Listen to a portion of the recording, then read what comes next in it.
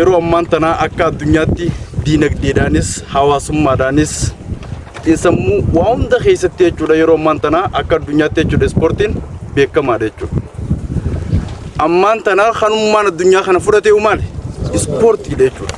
Ispoortii aadaatis haa ta'u, ispoortii ammayyaatis haa ta'u. Amma irra dhaabbannee ispoortiin biyya teenyaaf maali? Aanaa keenyaaf maali? Jonnee yoo kan kaanu taate diinagdeedha jechuudha.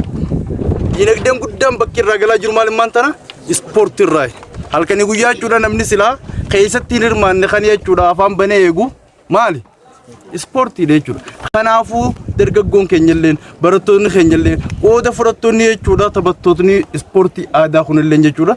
Ispoortiin kun baay'ee jechuudha waan nu fayyadu cimsinee jechuudha fuula duraafillee diinagdee keenyaafillee jechuudha shaakallee adda addaa taasisuu danda'utu nurra jiraata waan jechuudha akka komsaatti kaasuu barbaada jechuudha.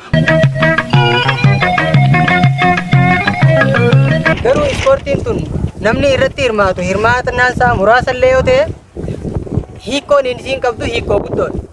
Gaafa ispoortii tanaa siisaa galtu toftaadha isin.